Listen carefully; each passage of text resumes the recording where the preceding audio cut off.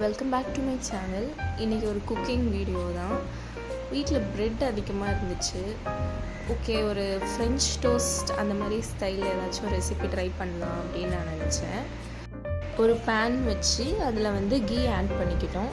வந்து பட்டர் தான் ஆட் பண்ணியிருப்பாங்க நிறைய வீடியோஸில்.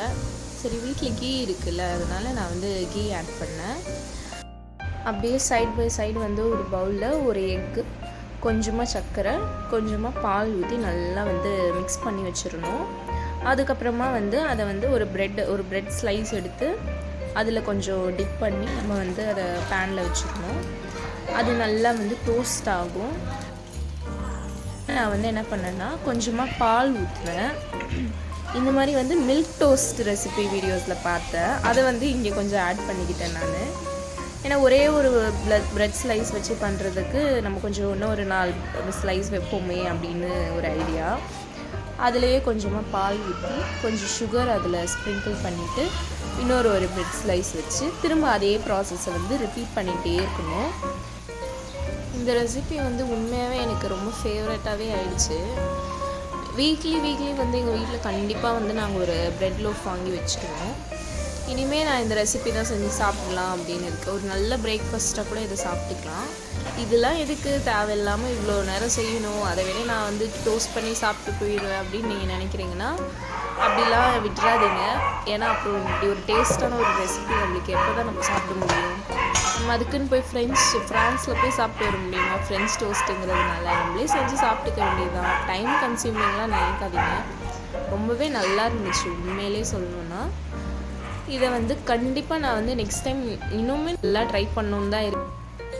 நீங்களும் இதை ட்ரை பண்ணுவீங்கன்னா கண்டிப்பாக கமெண்ட்டில் சொல்லுங்கள். மறக்காமல் சப்ஸ்கிரைப் பண்ணுங்கள், லைக் பண்ணுங்கள், ஷேர் பண்ணுங்கள்.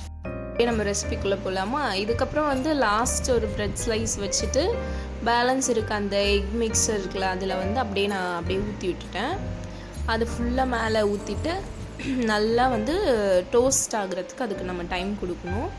அதுக்கப்புறமா அது நல்லா டோஸ்ட் ஆனதுக்கப்புறமா ஒரு 2 டைம்ஸ் வந்து நல்லா திருப்பி போட்டு அழகாக நல்லா ஒரு ப்ரௌனிஷ் கலரில் வந்து இந்த சுகர்லாம் போட்டதுனால ஒரு சூப்பராக ஒரு கேரமல் ஃபீல் கொடுக்கும். நம்ம ஊற்றி இருக்க முட்டை வந்து நல்லா அது வேகிற வரைக்கும் நம்ம கொஞ்சம் வெயிட் பண்ணி தான் ஆகணும். இன்னும் கூட கொஞ்சம் வந்து நெய் விட்டு நல்லா அதை டோஸ்ட் ஆகிற வரைக்கும் வெயிட் பண்ணிவிட்டு அதுக்கப்புறமா திருப்பி போடணும். திருப்பி போட்டு 2 சைடுமே நல்லா வந்து டோஸ்ட் ஆகிற வரைக்கும் நீங்கள் வெயிட் பண்ணுங்கள், அவசரப்பட்டுறாதீங்க. அப்படி நல்லா டோஸ்ட் ஆனதுக்கப்புறம் எடுத்து நம்ம சர்வ் பண்ண வேண்டியதுதான். பார்த்திங்கன்னா நல்ல ஒரு கேரமல் கலர் வந்து அதில் வந்திருக்கு. இதுதான் வந்து கரெக்டான கன்சிஸ்டன்சி. பின்னாடியும் அதே மாதிரி ப்ரௌன் ஆனதுக்கப்புறமா நம்ம எடுத்து சர்வ் பண்ணிக்கலாம். நம்மளுக்கு பிடிச்ச டாப்பிங்ஸ் தான். பனானாஸ் இருந்துச்சு, ஸோ நான் வந்து பனானாஸ்லாம் வந்து அதில் லைன் பண்ணியிருக்கேன். அப்புறம் மேலே கொஞ்சமாக ஹனி விட்டு அப்படியே வந்து சாப்பிட வேண்டியதான். ரொம்பவே டேஸ்ட்டாக இருந்தது. ரொம்ப சாட்டிஸ்ஃபைங்காக ஒரு மாதிரி நல்லா இருந்துச்சு டேஸ்ட்டு கூட. நீங்களும் ட்ரை பண்ணிவிட்டு சொல்லுங்கள். ஓகே, பாய்.